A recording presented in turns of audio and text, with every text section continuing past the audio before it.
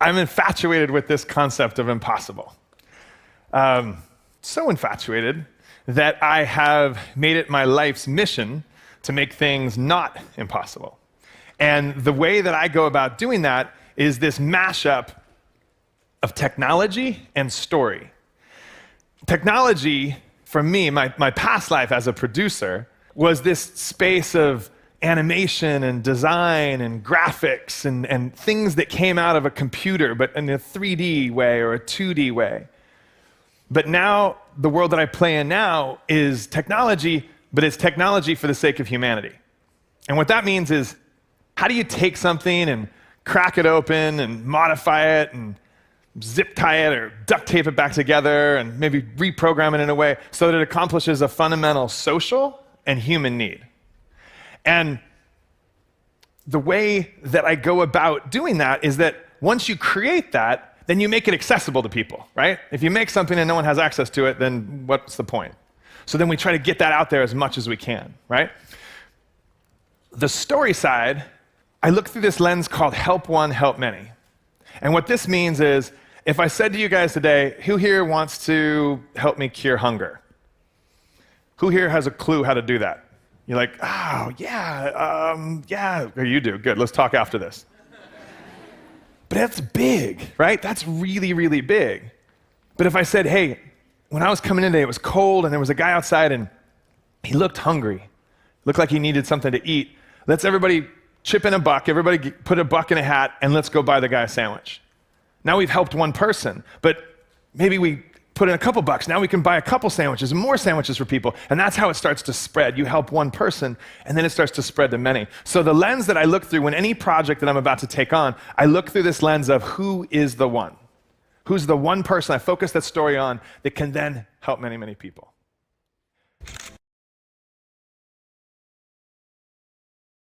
So I'm out to dinner, and a friend says, hey, you got to check this guy out named Dr. Tom. So I went home and I researched him. And what I found out about this guy is he's this doctor in the Nuba Mountains, which is this area between Sudan and South Sudan. And he is the only doctor within a 1,500-mile radius, and he literally does everything from deliver babies to appendectomies. If it's medical, he's the only guy who can do it. And so I'm learning about this guy, and later on in the article it says, the one thing he hates to do is to perform amputations, which begs the question, why is he performing amputations? And what I learned is the area of the Nuba Mountains, especially the area where he is in, is constantly being bombarded by President Bashir, the current reigning president of Sudan. And what he does is he runs this campaign of terror over the public there, and he bombs them with rolling these 55-gallon drums filled with jet fuel and shrapnel out of the back of these big turboprop planes. Right? It's horrible. They hit the ground, they make a crater, shrapnel goes flying everywhere, and so if you're in that path of the shrapnel, not doing so good. So because of that, there's foxholes everywhere, people will jump into caves, but there's a system, and then when the dust settles, people come out and they carry on about their day. But there was one particular amputation that Dr. Tom had to do, and he talked about a young boy named Daniel who was out tending his family's goats and cows. He heard the bombers come, and he was out in the field, so there's no foxhole to jump in. And so he wrapped his arms around a tree that was closest to him. The bomb went off not far from him. The tree protected his body from the blast, but that blew off his arms. And so I'm reading this story, and I was like, oh. And what got me is what he said when he woke up. He realized that he was now an armless Sudanese boy. And it's hard enough to stay alive in Sudan with arms. And he said, if I could die, I would, because now I'm going to be such a burden to my family. Look, everybody here has experienced despair before, but can you imagine actually wanting to be dead because you don't want to be a pain to your parents? So I'm reading this. This is all happening at my kitchen counter, and I'm reading this, and just down the hallway, these guys are asleep, right? My guys. And I couldn't imagine them waking up with that feeling of like, oh, I wish I was dead. So I have a process, and my process is you commit, then you figure out how the heck you're going to pull it off. And I read this and I saw this about this young boy named Daniel, and I said, I got to do something. I don't know what, but I got to do something. So the way I work and the way I kind of look for things is I start to go, wait a second, I read something or I did something about that. And we had just done an article about this carpenter, this brilliant carpenter in South Africa who accidentally cut his fingers off in a table saw accident, and he had to 3D print fingers for himself. And I'm like, okay, wait, so if that guy's printing fingers, maybe we can kind of come over and we can use that finger thing to make an arm thing for Daniel. Maybe there's something there. So that's what I call, when you see things that are tangential or relative to what your problem is, that's what I call morsels of permission. You look for little morsels and bits and bobs here, and you start to pull those together and put them all into a pile, and that's your end solution.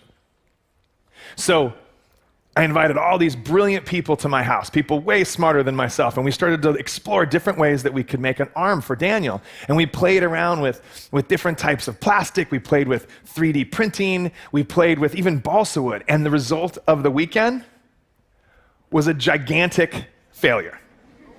Nothing worked. Here's what kind of failure was. A friend of ours came over and she was missing a left arm. We printed her a right arm. That's kind of gives you a taste test of kind of how the weekend went. So I was going, right? I'm going. And Richard, the carpenter who had cut his fingers off, had actually generously come out to help us. And he said, mate, I don't think you should go. First of all, you don't know what you're getting yourself into. Sudan is gnarly, and you are going to be a big, tall, bald, shining target walking around. And he goes, and there's this thing, you don't have an arm. There's that thing too. He said, you're still going, aren't you? And I said, yeah, I gotta go. I'm going. Tickets are bought. I'm going. He goes, all right, I figured you'd say that. So here's the deal. Why don't you come to my place in South Africa? I'll teach you how to 3D print. I'll teach you everything that I know. And then if you're ready, then off you go. And I said, all right, deal. So hopped in a plane. I was petrified because when I got on the plane, I didn't know how to 3D print. I'm going to Sudan to make something for this boy who I've never met before, but I'd never made it before. But I'm getting on this plane, and so here we go, Geronimo. I hop on, I go to Richard's place. He teaches me everything, he teaches me how to 3D print. He teaches me how to work with hands. He teaches me how to work with amputees and kind of the details of the fingers and how everything works. And he teaches me. And so we're like, all right, here we go. It's working. He shows me how to do it. So I say goodbye to his family. I hop on a plane. I land in Sudan. That's not the plane. Otherwise, I wouldn't be in front of you right now. I land in Sudan, and the organization that's with us take us over to this little shed that we called home, and we just started to work, right? We just started to work, and we kind of cleaned it up and started getting set up. And we started to print, and we started to make the mold of the arm for Daniel, and we started to kind of figure out how it would work and how it would fit. And I was nervous because I'm like, I've never done this before. And oh my God, there's a thing in carpentry, you measure twice, cut once. I'm measuring 7 times and cutting once. And we go through this process, and literally everything that could go wrong did. You guys know how 3D printing works. The filament was it was so hot, was melting to itself before it got into the 3D printer.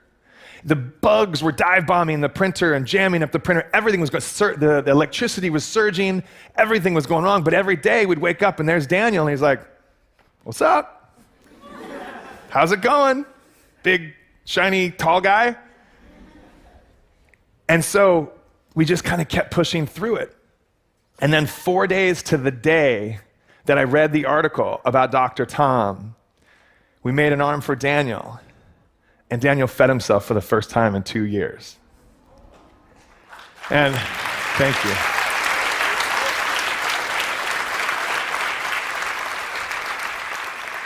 And it was awesome.